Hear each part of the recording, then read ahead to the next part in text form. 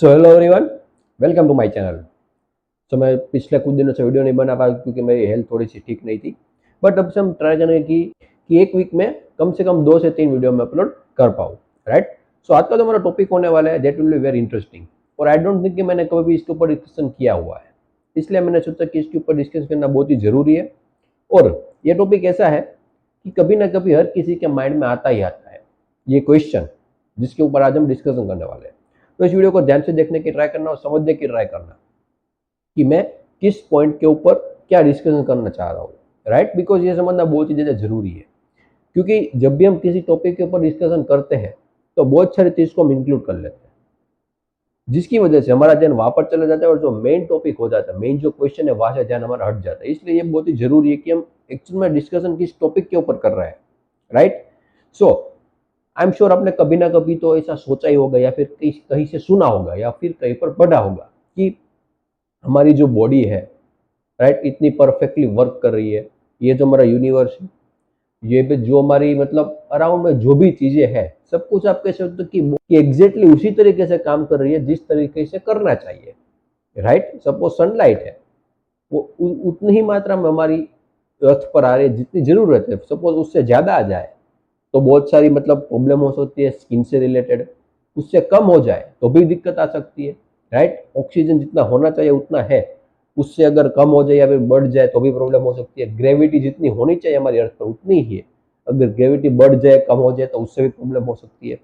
और हमारी बॉडी जिस तरीके से फंक्शन कर रही है, जो भी हमारे अंदर प्रोसेसेस हो रही है, एग्जैक्टली परफेक्टली आप कह सकते हो कि कंप्लीटली ऑर्डर में ये सब प्रोसेस हो रही है। तो जब इतना सब कुछ परफेक्टली होता है तो हमारे मन में तुरंत क्वेश्चन आता है कि इसे बनाया किसने होगा।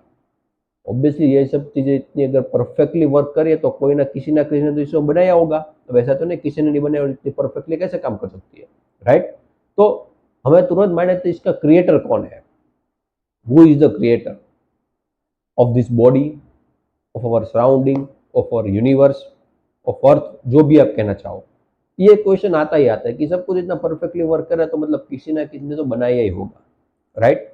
तो इसी क्वेश्चन के ऊपर आज हम डिस्कशन करने वाले हैं कि ये जो हमारे माइंड में थॉट आता है कि इसको बनाया किसने है। राइट। अब ये थॉट कब आता है? जब हमारे माइंड में ये बैठा हुआ है कि कोई भी चीज अगर एग्जिस्ट कर रही है तो किसी ना किसी ने उसको बनाया है।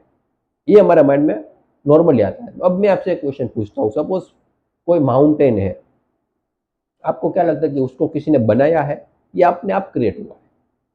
राइट। माउंट एवरेस्ट है, ओके, उसको किसी ने बनाया या ये अपने आप ये क्रिएट हुआ है? बिकॉज जब भी आप अगर आपने हिस्ट्री को पढ़ा होगा तो ये माउंटेन कैसे क्रिएट होते हैं, जब लेवल होते हैं लैंड के, उसमें कोई ऊंच नीच आ जाती है।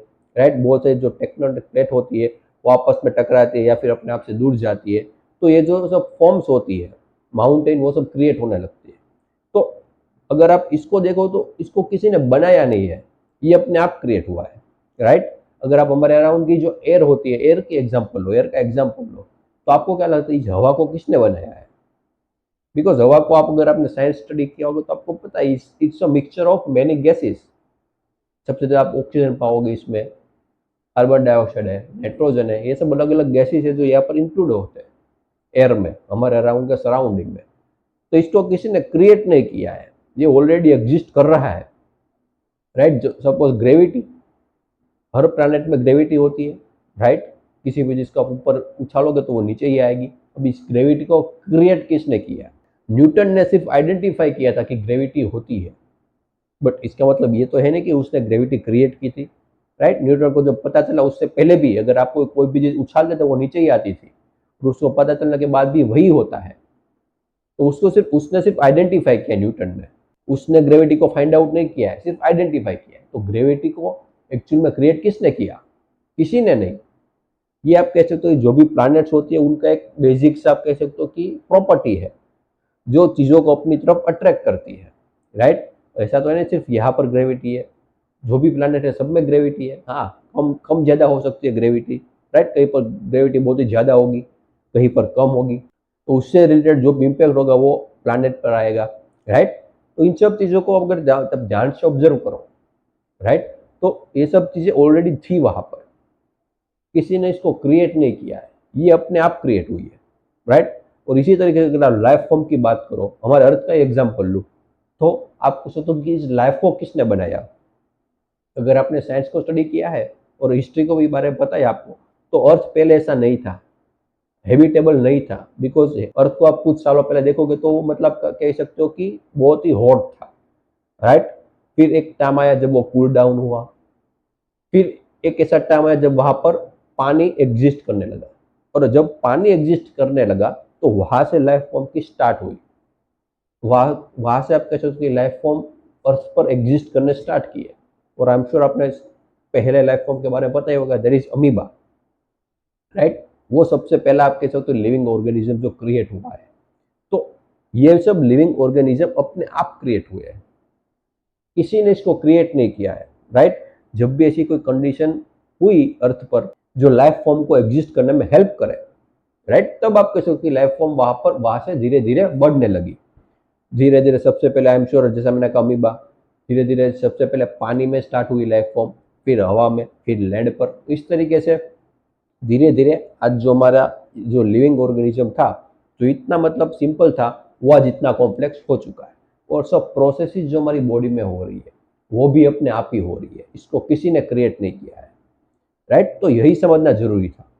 और आप नॉर्मली जब लोगों की बातें सुनोगे अपने राउंड में, तो ज़्यादातर लोग बोलेंगे कि इसको भगवान ने क्रिएट किया है, राइट। जो नॉर्मली हर आप कह सकते हो कि जो भी सो कॉल्ड बाबा है, जो सो कॉल्ड गुरु बने हुए हैं, वो अब बात करेंगे कि ये सबको भगवान ने क्रिएट किया है, भगवान के बिना कुछ भी नहीं है, राइट। तो अगर आप इस तरीके से देखोगे तो एक सवाल और उठता है, ठीक है, आप कहते हो कि यूनिवर्स को भगवान ने क्रिएट किया है, अब बोलोगे भगवान को किसने क्रिएट किया, अब आप बोलोगे वो अपने आप क्रिएट हुए, तो वहां पर भी ऐसा तो हो ना कि वो अपने आप क्रिएट हुए। और अगर भगवान को अगर आप एज अ फॉर्म देख रहे हो, एज अ शेप देख रहे हो कि कोई शेप है इंसान का, उसने ये सब क्रिएट किया, तो वो गलत बात है। बट अगर आप भगवान को किसी और एंगल से देखोगे, उसको आप देखोगे as a matter, as a stand point view of basic element, तो फिर आपकी बात सही है, राइट, कि ये सब भगवान ने ही क्रिएट किया, भगवान ही है सब कुछ, ये बोलना ज़्यादा सही होगा। बिकॉज भगवान के बिना यहाँ पर कुछ भी एग्जिस्ट नहीं कर सकता, everything is God. But again ये डिपेंड करता है कि आप भगवान को किस एंगल से देख रहे हो। अगर आप उसको एक इंसान के पॉइंट ऑफ व्यू से देख रहे हो तो आप गलत हो। बट उसको आप एक मतलब मैटर या फिर बेसिक एलिमेंट जो है जिसमें से जब वो क्रिएट हुआ है, उस एंगल से देखोगे तो yes you are right. But again ज़्यादातर लोगों के माइंड में भगवान मतलब कोई इंसान ही है, राइट। जो भी अपने अपने बचपन से आज तक जो भी उन्होंने कहानियां सुनी होगी, उसके पीएनसी से कुछ ना कुछ इमेज बनाई हुई है यहाँ पर भगवान की, और उस हिसाब से वो चल रहे हैं, राइट। तो वो लोग ज़्यादा सोचते नहीं है, जो भी हमने सराउंडिंग में कहा वो मान लेते हैं, राइट। तो हमें यहाँ पर क्या करना है, सबसे पहले खुद सोचना है, क्योंकि आपने राउंड में देखोगे तो बहुत सारी चीज़ें, हजार लोग हजार अपने ओपिनियन लेके बैठे हुए कि ये दुनिया कैसे क्रिएट हुई, भगवान ने इसको कैसे बनाया, राइट। अगर अगर आप अपना इंटेलिजेंस यूज करोगे तो ये इतना डिफिकल्ट है नहीं जानना, बहुत ईजी है, राइट। सो आई होप कि आपको ये चीज़ समझ में आई जो भी मैं इस वीडियो के थ्रू कन्वे करना चाहता था, कि क्रिएटर कौन है। क्रिएटर कोई भी नहीं है, ये सब चीज़ जो एग्जिस्ट कर रही है वो अपने आप एग्जिस्ट हुई है, इवोल्यूशन के दौर से गुजरी है, और अभी भी इवोल्यूशन चल ही रहा है, ऐसा नहीं कि खत्म हो चुका है, इवोल्यूशन चल रहा है। तो इवोल्व होते हुए आज हम यहाँ तक पहुँचे हैं, किसी ने इसको क्रिएट नहीं किया है, सब कुछ अपने आप हो रहा है, और यही इस चीज़ की ब्यूटी है, राइट। तो आई होप कि आपको समझ में आया। फिर भी कोई भी क्वेरी या डाउट हो तो बिल्कुल आप मुझे कमेंट सेक्शन में बता सकते हो। And thank you so much for watching this video.